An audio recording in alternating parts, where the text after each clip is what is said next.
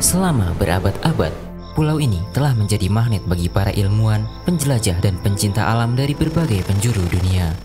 Jika ditarik benang merah, semuanya karena satu hal, rimba yang dulu masih sangat terjaga, menyimpan banyak misteri yang menunggu dijelajahi.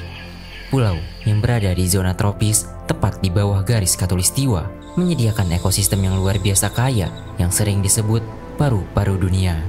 Pada video sebelumnya, kita telah menelusuri rimba di sini, menyaksikan para makhluk khas yang telah lama menjadi simbol di pulau ini. Namun, masih banyak yang perlu kita jelajahi. Sebelum semuanya menghilang, mari kita menjelajah kembali ke dalamnya. Selamat datang kembali di Pulau Kalimantan.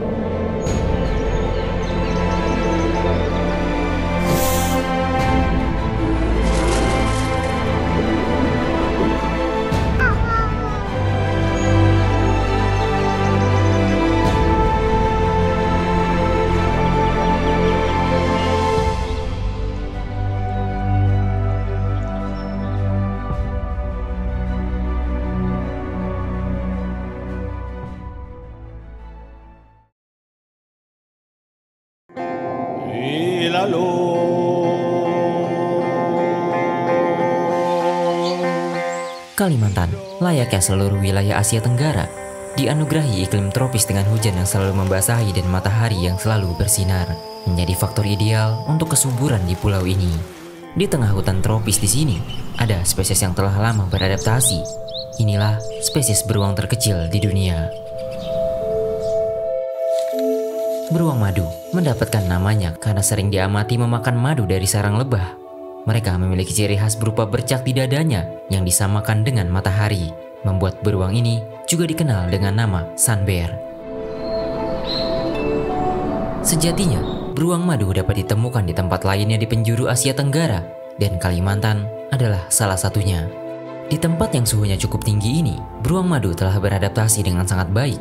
Bulunya yang tipis dan pendek, yang merupakan bulu terpendek dari semua spesies beruang, sangat cocok untuk habitat tropis yang hangat. Hutan tropis adalah surga bagi biodiversitas. Tempat ini menyediakan makanan yang sangat melimpah, sehingga beruang madu tidak perlu berhibernasi seperti kerabat-kerabatnya. Layaknya beruang, mereka memiliki penciuman yang sangat baik, mendeteksi bahkan hingga serangga yang bersembunyi di balik kayu-kayu lapuk. Meskipun menyandang gelar sebagai beruang terkecil, namun ini bukanlah kelemahan, melainkan telah menjadi bagian dari adaptasi yang sempurna. Tubuh kecil memberi fleksibilitas di hutan yang lebat. Selain itu, makanan terkadang tidak hanya tersedia di lantai hutan, tetapi juga di atas pohon yang tinggi. Beruang madu telah berevolusi untuk menjadi pemanjat ulung, dengan morfologinya yang unik, yaitu kaki depan yang mengarah ke dalam, dada yang rata, kaki depan yang kuat dengan cakar besar, sangat ideal untuk memanjat batang-batang tinggi pepohonan di dalam hutan. Bagi beruang dengan ukuran besar, memanjat adalah urusan yang merepotkan. Tapi dengan tubuh kecilnya, ini adalah persoalan mudah bagi beruang madu. Di atas ini, mereka tidak hanya mencari buah-buahan segar, namun juga siap untuk mengacak-acak sarang lebah. Tidak hanya mengincar madu manis yang sangat menggoda, tetapi termasuk penghuni-penghuni di dalamnya. Kebiasaan memanjat ini membuat beruang madu menjadi spesies beruang paling arboreal di dunia.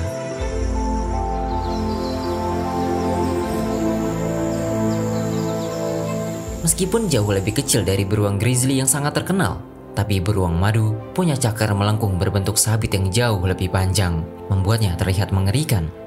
Namun ternyata sifatnya tak semenyeramkan cakar tersebut. Mereka tidak menggunakan cakar itu untuk menjatuhkan mangsa besar. Beruang ini juga lebih memilih untuk menghindar saat bertemu dengan manusia daripada harus berhadapan dengan pemuncak rantai makanan.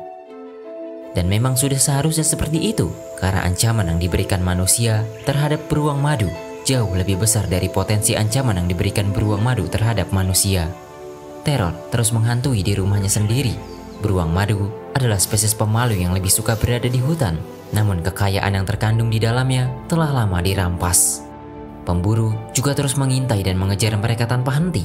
Beberapa bagian tubuhnya secara keliru masih dipercaya sebagai obat. Entah apakah masih ada tempat untuk si pemalu ini bersembunyi dengan tenang.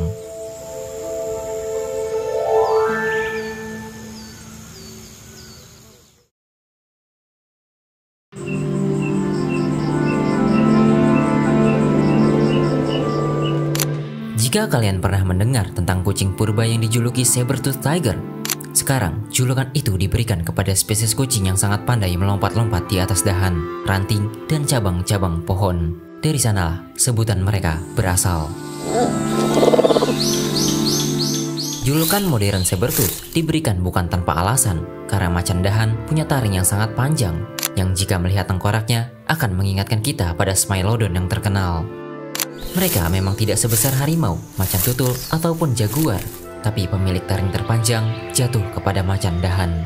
Taringnya mencuat sepanjang 4 cm. Secara ukuran, singa punya taring yang lebih panjang yaitu mencapai 10 cm. Namun jika dibandingkan dengan ukuran tubuhnya, secara proporsional, macan dahan memenangkan gelar tersebut. Sekilas corak tubuhnya mirip dengan macan tutul, tapi sebenarnya keduanya sangat berbeda.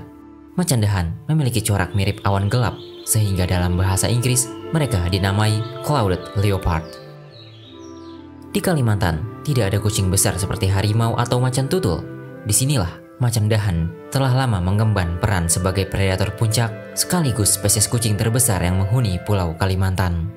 Perannya sangat penting karena tanpanya Kalimantan akan kekurangan predator puncak yang menjaga keseimbangan ekosistem di sini. Mereka memaksa monyet, burung, reptil, dan hewan-hewan lainnya yang mampu mereka tangkap. Malam hari adalah waktu yang mereka pilih untuk berburu dan lebih aktif dalam beraktivitas, dengan kemampuannya yang sangat baik di darat maupun di pepohonan. Salah satu hal yang membuat macan dahan begitu unik dibandingkan kucing-kucing lainnya, mungkin kemampuan memanjatnya yang luar biasa. Mereka bahkan mampu memanjat pohon secara vertikal. Tubuhnya dilengkapi fitur-fitur yang membuatnya memiliki kemampuan spesial ini. Kaki yang lebar dan fleksibel, serta ekor panjang sebagai alat penyeimbang, cukup untuk membuat mereka lihai bergerak di pepohonan. Ada 2 spesies macan dahan di dunia ini, yaitu macan dahan Asia yang hidup di semenanjung Malaya hingga daratan Asia, dan macan dahan Sunda yang hidup di 2 pulau berbeda di Indonesia. Mereka berawal dari 2 populasi yang terpisah lebih dari 60.000 tahun yang lalu dan menjadi subspesiesnya tersendiri, yaitu macan dahan Sumatera dan macan dahan Kalimantan. Meskipun tampak mirip, tapi secara genetik mereka punya perbedaan signifikan. Sayangnya, macan dahan Sunda yang kita miliki sangat sulit dipelajari di alam. Masih sedikit yang kita ketahui tentangnya. Ironinya lagi, saat kita masih butuh banyak informasi dari spesies ini, macan dahan malah terancam punah. Penyebabnya selalu sama, antara hilangnya habitat atau perburuan liar. Padahal, macan dahan sangat membutuhkan hutan yang masih terjaga dan tidak menyukai daerah terbuka. Sementara manusia sangat suka menggunduli hutan.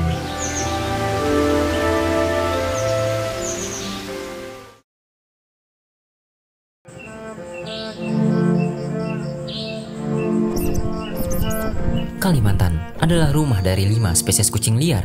Macan dahan hanyalah salah satunya. Ada spesies lain yang jauh lebih sulit dijumpai dan dipelajari. Kucing merah namanya mungkin jauh lebih dikenal daripada sosoknya sendiri.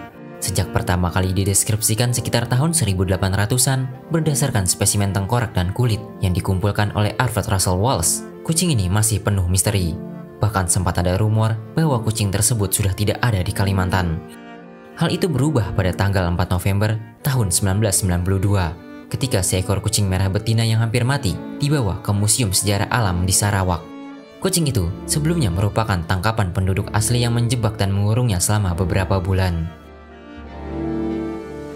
Kucing merah tidak ditemukan di tempat lain di dunia selain Pulau Kalimantan, atau biasa disebut juga sebagai spesies endemik.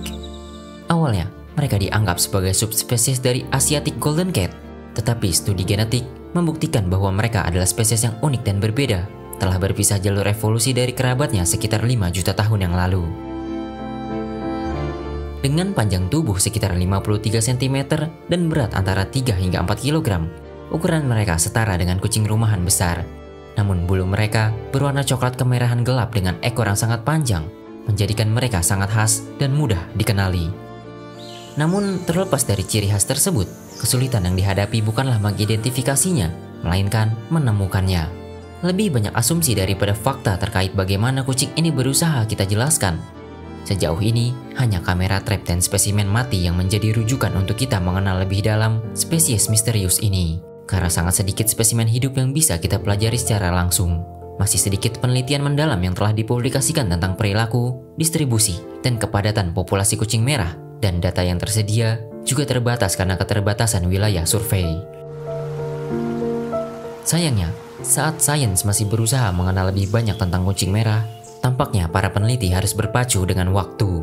Sebab semakin kesini, spesies yang sudah cukup sulit dijumpai ini makin diperparah karena lagi-lagi habitatnya yang kian menyempit dan perburuan liar yang terus mengintai tanpa belas kasihan.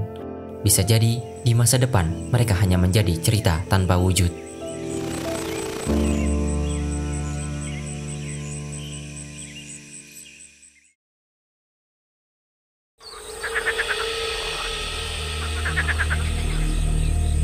Dari dunia kucing, mari beranjak ke dunia reptil.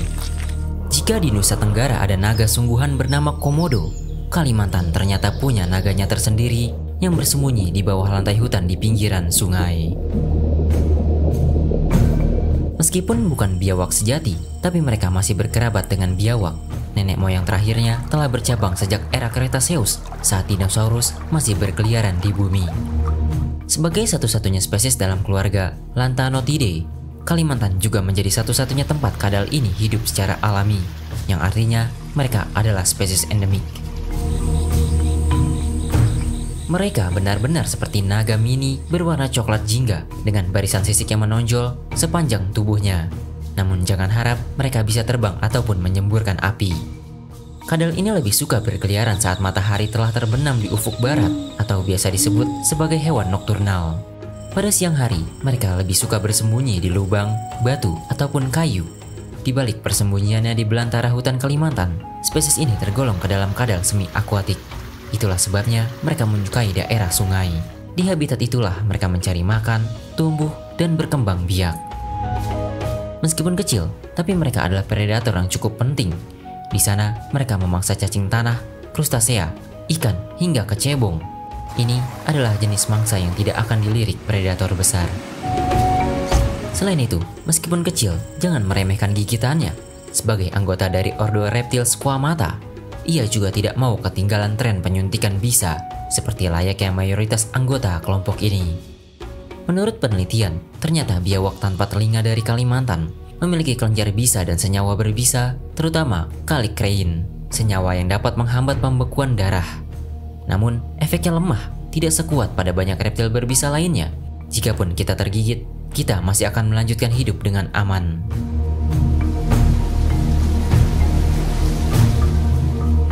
Yang unik dari spesies ini adalah tidak adanya telinga luar, lebih mirip kerabat jauhnya yaitu ular. Karena hal itulah, mereka pernah dianggap sebagai rantai penghubung antara evolusi kadal dan ular. Namun penelitian ternyata membantah hal tersebut.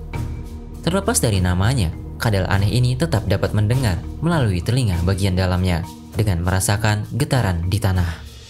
Selain tidak adanya telinga, hal unik lain dari spesies kadal ini adalah kelopak matanya yang transparan, diperkirakan sebagai bentuk adaptasi ketika menyelam di air.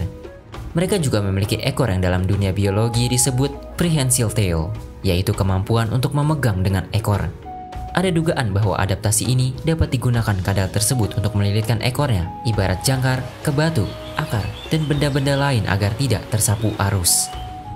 Namun karena keunikannya yang sangat tidak biasa, penampilannya yang eksotis seperti naga sungguhan, membuat mereka sangat diminati para kolektor. Sebenarnya, hewan ini memiliki potensi untuk dikembangbiakan dan dijadikan peliharaan eksotis, tetapi tetap perlu penegakan aturan yang jelas dan jangan sampai malah mengganggu populasinya di alam liar.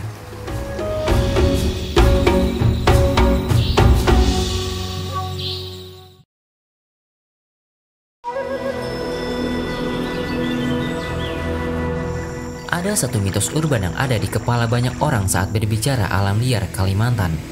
Semuanya diperkuat karena suatu film fiksi, yaitu tentang keberadaan anaconda di Kalimantan.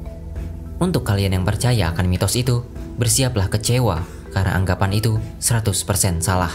Namun meskipun tidak ada anaconda, Kalimantan sudah punya ular besar lainnya yang tidak kalah dengan anaconda.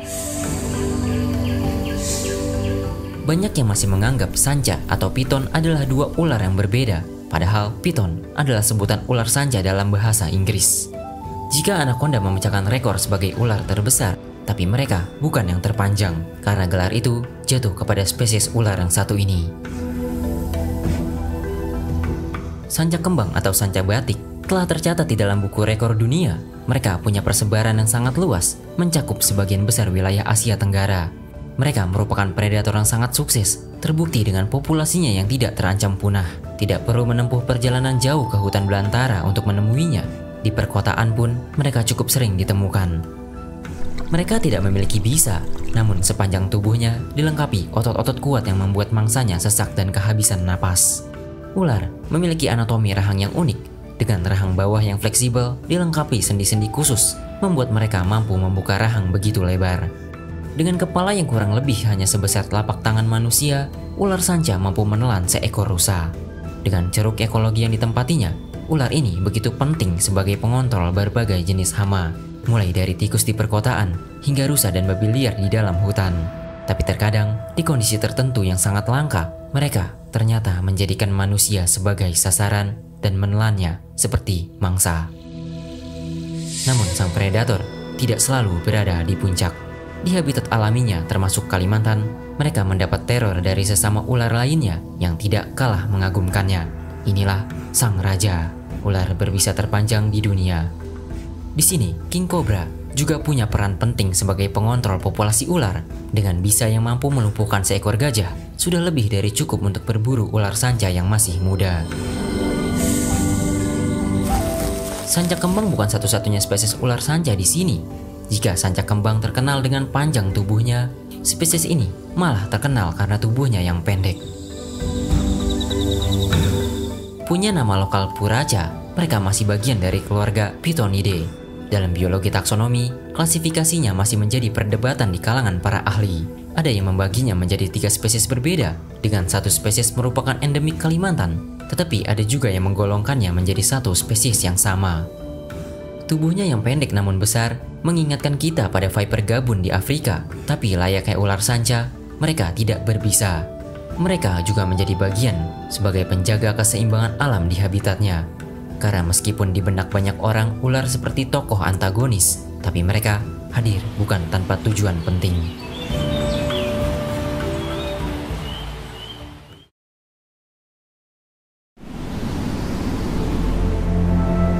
Kalimantan telah lama menjadi perhatian baik di dalam maupun luar negeri karena apa yang terkandung pada rimba dan alam liar di sini. Namun, apakah akan tetap sama jika melihat kondisi yang sekarang terjadi? Apakah kita masih akan terus menjadikan Kalimantan sebagai kebanggaan biodiversitas? Paru-paru dunia tampaknya sedang tidak baik-baik saja.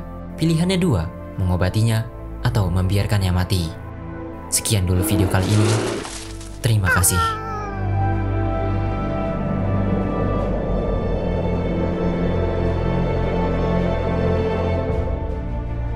Jika kalian ingin mendukung keberlangsungan channel ini, berikan dukungan dengan berdonasi lewat Saweria, scan QR berikut, atau klik link di deskripsi.